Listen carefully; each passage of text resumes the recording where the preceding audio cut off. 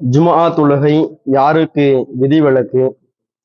ஆகாயம் சார்ந்த நிறுவனங்களிலும் கடல் சார்ந்த வேலைகளிலும் பணிபுரியக்கூடியவர்களுக்கு, கடல் சார்ந்த வேலைகளில் பணிபுரியக்கூடியவர்களுக்கு அதிகமாக ஜும்மாவுக்கான வாய்ப்புகள் கிடைப்பதில்லை.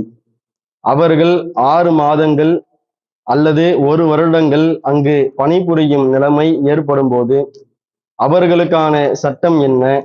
அப்படியான வேலைகளை தேர்வு செய்யலாமா என்ற இந்த கேள்வியை கேட்டிருக்கிறார்கள். அதாவது இஸ்லாமிய மார்க்கத்தை பொறுத்தளவிற்கு ஜும்ஆ தொழுகைக்கென்று ஏராளமான சிறப்புகளை இஸ்லாம் நமக்கு கற்றுத்தருகிறது.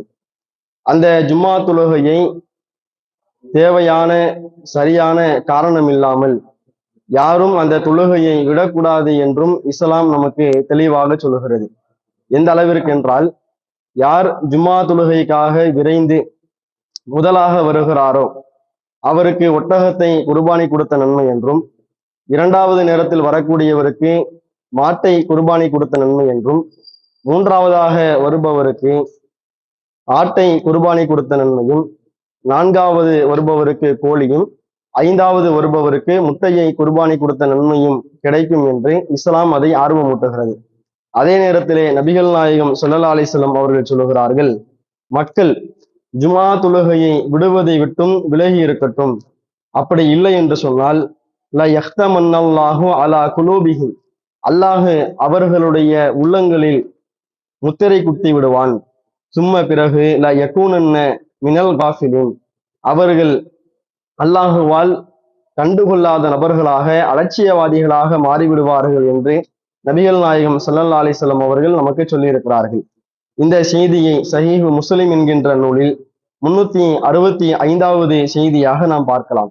அதே போன்று நபிகள் நாயகம் ஸல்லல்லாஹு அலைஹி வஸல்லம் அவர்கள் கூறுகிறார்கள், அபுதாவுத் என்கின்ற ஹதீஸ் நூலில் 1052வது செய்தியாக பதிவு செய்யப்படுகிறது, மன் தரக்க சலாச ஜும்ஆஇன் தஹாவுனம் பிஹா, தக்க காரணமில்லாமல் யார் வேண்டுமென்றே 3 ஜும்ஆ தொழுகையை விடுகின்றாரோ தபால்லாஹு அலா கல்பிஹி, அல்லாஹ் அவருடைய உள்ளத்தின் மீது முத்திரை பதித்து விடுகிறான் என்கின்ற தகவலை நபிகள் நாயகம் ஸல்லல்லாஹு அலைஹி வஸல்லம் அவர்கள் நமக்கு எடுத்துரைக்கிறார்கள். அப்ப இந்த 2 செய்திகளை நாம் பார்க்கும் பொழுது மக்களாகிய நாம ஜும்ஆ தொழுகைக்கு அதிகமாக முக்கியத்துவம் கொடுத்து ஆரம்ப நேரத்திலே வர வேண்டும் என்பதையும், அதே போன்று வேண்டுமென்றே ஒருவர் தக்க காரணம் இல்லாமல் ஜும்ஆ தொழுகையை விடுவாரையானால் அவருடைய உள்ளத்தில் அல்லாஹ் முத்திரையை பதித்து அவரை அலட்சியவாதிகளில் ஒருவராக மாற்றி விடுவான் என்கின்ற எச்சரிக்கையை நாம் பார்க்கிறோம். ஆனால் அதே நேரத்துல இந்த ஜும்ஆ தொழுகையை பொறுத்தளவிற்கு நபி ஸல்லல்லாஹு அலைஹி வஸல்லம் அவர்கள் சில நபர்களுக்கு விதிவிலக்கையும் கொடுக்கிறார்கள். அது யார் யாருக்கெல்லாம் அந்த விதிவிலக்கு என்றால், அபுதாவுத் என்கின்ற ஹதீஸ் கிரந்தத்தில் 1067வது செய்தியாக நாம் பார்க்கிறோம், அல் ஜும்ஆத்து, ஜும்ஆ தொழுகை என்பது ஹக்குன் வாஜிபுன் அலா குல்லி முஸ்லிமின் ஃபி ஜமாஅத்தின் இல்லா அர்பாஅத்துன், அதாவது ஒவ்வொரு முஸ்லிமின் மீதும் அந்த ஜும்ஆ என்பது கடமையாகும் என்று நபிகள் நாயகம் அவர்கள் சொல்லிவிட்டு, இல்லா அர்பாஅத்துன், 4 நபர்களை தவிர என்று அல்லாஹ்வுடைய தூதர் அவர்கள் சொல்லுகிறார்கள். அந்த 4 நபர்கள் யார் என்றால், அப்துன் மம்லூக்குன், அடிமை என்று அல்லாஹ்வுடைய தூதர் சொல்லுகிறார்கள். அவ் இம்ராஅத்துன், பெண் என்று அல்லாஹ்வுடைய தூதர் சொல்லுகிறார்கள். அவ் சபியுன், பருவம் அடையாத சிறு பிள்ளை என்று கூறுகிறார்கள். அவ் மரீதுன், 4வதாக நபிகள் நாயகம் அவர்கள் நோயாளிகளை எடுத்துரைக்கிறார்கள். அப்ப இந்த 4 நபர்கள், அடிமை, பெண்கள், பருவம் வயதை அடையாத சிறுவர்கள், அதே போன்று நோயாளி, இந்த 4 நபர்களுக்கு ஜும்ஆ தொழுகையை விட்டு நபிகள் நாயகம் ஸல்லல்லாஹு அலைஹி வஸல்லம் அவர்கள் விதிவிலக்கு அளிப்பதை நாம் பார்க்கிறோம். ஆனால் இந்த 4 நபர்கள் அல்லாத இன்னும் சில பண்புள்ள நபர்களுக்கு, சில நிலை ஏற்பட்ட நபர்களுக்கு அல்லாஹ்வுடைய தூதர் அவர்கள் விதிவிலக்கு அளிக்கிறார்கள். அது யாருக்கு என்று கேட்டால், அதாவது உள்ளூரை விட்டுவிட்டு வெளியூரிலே பயணத்திலே இருக்கக்கூடிய நபர்கள், அல்லது உள்ளூரில் இல்லாமல் வெளிநாடுகளில் வெளியூர்களில் பணிகளில் இருக்கக்கூடிய நபர்கள், அந்த நபர்களுக்கு நபிகள் நாயகம் ஸல்லல்லாஹு அலைஹி வஸல்லம் அவர்கள் ஜும்ஆ தொழுகையிலிருந்து விதிவிலக்கு அளிப்பதை ஒரு 2 செய்திகளை நாம் ஒப்பிட்டு பார்ப்பதன் மூலமாக நாம் விளங்கிக் கொள்ள முடியும். எந்த அளவிற்கு என்றால், புகாரி என்ற அந்த ஹதீஸ் கிரந்தத்தில் 45வது செய்தியாக நாம் பார்க்கிறோம், ஒரு இடத்தில் ஒரு யூதரும் அமீருல் முஃமினீன் என்று சொல்லக்கூடிய உமர் இப்னு கத்தாப் ரலியல்லாஹு அன்ஹு அவர்களும் பேசிக் கொண்டிருக்கிறார்கள். அந்த இடத்துல அந்த யூதர் உமர் இப்னு கத்தாப் ரலியல்லாஹு அன்ஹு அவர்களை பார்த்து சொல்கிறார்கள், யா அமீரல் முஃமினீன், அமீருல் முஃமினீன் அவர்களே, ஆயத்துன் ஃபி கிதாபிக்கும், உங்களுடைய வேதத்தில் சில வசனங்கள் இருக்கிறது. தக்ரஊனஹா லவ் அலைனா மஅஷரல் யஹூதி நஸலத், அது யூதர்களாகிய எங்கள் மீது அந்த வசனம் இறக்கப்பட்டிருந்தது என்று சொன்னால், லத்தஹதுனா தாலிக்கல் யௌம இதா, அந்த நாளை நாங்கள் பெருநாள் தினமாக கொண்டாடக்கூடிய தினமாக நாங்கள் ஏற்படுத்தி இருப்போம் என்று உமர் ரலியல்லாஹு அன்ஹு அவங்கள்ட்ட ஒரு யூதர் தெரிவிக்கிறார். அப்ப உமர் இப்னு கத்தாப் அவங்க கேட்கிறாங்க, ஐயோ ஆயத்தின், அது எந்த வசனம் அப்படின்னு கேட்கிறாங்க. அப்ப உமர் இப்னு கத்தாப் அவர்கள் தெரிவிக்கிறார்கள், அல் யௌம அக்மல்து லக்கும் தீனக்கும், உங்களுடைய மார்க்கத்தை இன்றைய தினத்தில் நாம் முழுமைப்படுத்தி விட்டோம் என்ற அந்த வசனத்தை ஓதி காண்பிக்கிறாங்க. ஓதி காண்பித்ததற்கு பின்பாக உமர் இப்னு கத்தாப் அவர்கள் சொல்லுகிறார்கள், கத் அரஃப்னா தாலிக்கல் யௌம வல் மக்கான், அந்த வசனம் இறக்கப்பட்டதே அந்த நாளையும் அந்த இடத்தையும் நாங்கள் அறிந்து வைத்திருக்கிறோம். நீங்கள் எந்த வசனத்தை சிறப்பிற்குரியதாக, எந்த வசனம் உங்களுக்கு இறக்கப்பட்டால் நீங்கள் அதை பெருநாளாக கொண்டாடுவீர்கள் என்று சொன்னீர்களோ, அந்த வசனம் எந்த நாளில் எந்த இடத்தில் இறக்கப்பட்டது என்பதை நாங்கள் அறிந்திருக்கிறோம் என்று சொல்லிவிட்டு அந்த இடத்தை குறித்து உமர் இப்னு கத்தாப் அவர்கள் சொல்லுகிறார்கள், நாங்கள் அப்போது அல்லாஹுவின் தூதரோடு இருந்தோம்.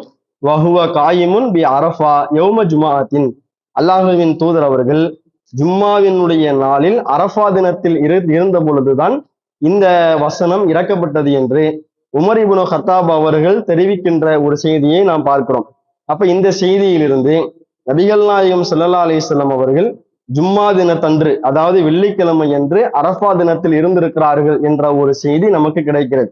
இப்ப இந்த செய்தியை வைத்துக் கொண்டு மற்றொரு செய்தியை பாருங்கள்.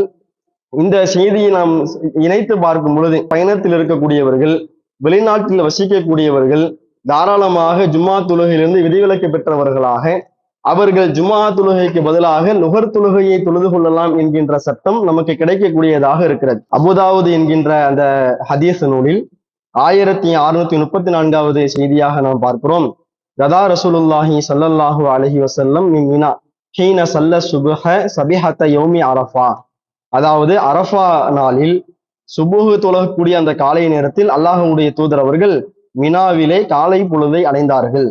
அப்போது அத்தா அரஃபா, இறுதியாக அரஃபா என்கின்ற திடலுக்கு காலை பொழுதை மினாவுல சுபு தொழுகையை தொழுதற்கு பின்பாக அந்த பகல் வேளையில அரஃபா என்கின்ற திடலுக்கு வந்துடுறாங்க. அந்த அரஃபா என்கின்ற திடலுக்கு வரக்கூடிய நேரத்துல ஃபநஸல பி நமீரா, நமீரா என்கின்ற ஒரு இடத்துல தங்குறாங்க. அந்த நமீரா என்கின்ற இடம் என்பது அன்றைய ஜாஹிலியா காலத்துல தலைவர்கள் தங்கக்கூடிய ஒரு இடமாக இருந்தது. அந்த இடத்துல நபிகள் நாயகம் ஸல்லல்லாஹு அலைஹி வஸல்லம் அவர்கள் அரஃபாவினுடைய திடலுக்கு அருகாமையில நமீராவுல தங்குறாங்க.